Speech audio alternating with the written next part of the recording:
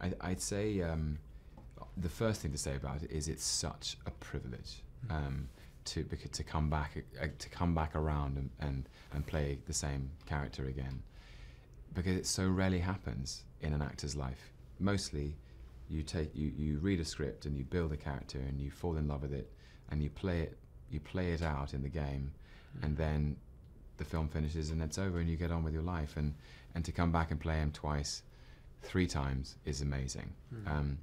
Specifically when there is a sense that the character's been taken to the heart of the audience, that somehow he's ignited a curiosity or an engagement or an affection. And to come back to the second bit of your question, it's true that there's a self-applied pressure of really wanting to keep it fresh and not to take that affection for granted at all, and really think about continuity of the character and be better and be more complicated and more interesting and more entertaining and so yeah, it's a wonderful position to occupy. Yeah.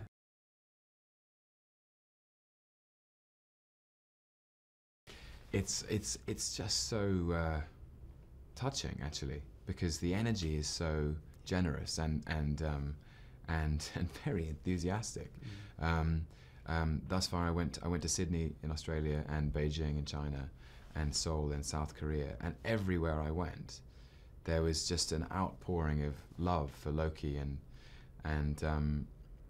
it's very, very gratifying, because as an actor, you can't call yourself an actor without an audience, and there they are. I'm a British actor. I'm from London. I was born here. I trained here.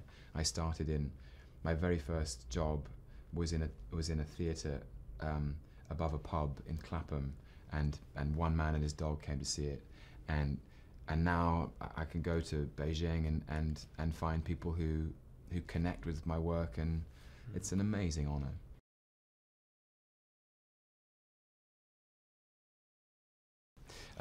I'd say Kenneth Branagh and I created a Loki who was a fallen prince. He was sort of had a very delicate and sensitive psychology, who sort of through the process of discovering some hard truths about himself became a villain. Joss Whedon wrote a elegant and charming psychopath, someone who was the big bad of the Avengers film, and Alan Taylor has constructed an anti-hero, and I think I loved playing that, because Thor is the hero, Malekith is the villain, and Loki is this unpredictable firework, and you don't know which direction he's going to go in. And I liked being the unpredictable element of the film.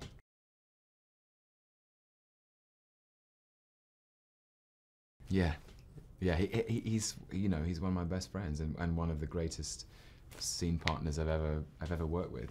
I think I don't know where it's one of those. It's very hard to put my finger on why or how. Why does anyone get on with someone else? It's just an instinct. It's a sort of a common spirit, a common sense of humor, a common connection and commitment. And I can trace it back to the first time we met. We met at Kenneth Branagh's house, and we were both in our late 20s. We'd been kicking around for a while, and recognized this amazing opportunity to play these huge characters. And the journey has been such a ride. We got on very well, and it's strange to think we grew up on different sides of the world, and yet we have so much in common.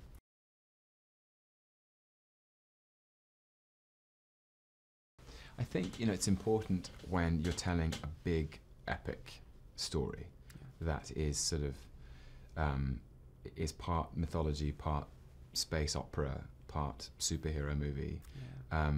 It's really important to ground it. Like otherwise the film kind of runs away from itself, and the things that have really rooted the story, I think, are really simple family dynamics: brother and brother, father and son, mother and son, star-crossed lovers, and a healthy sprinkling of light relief and a sense of humour.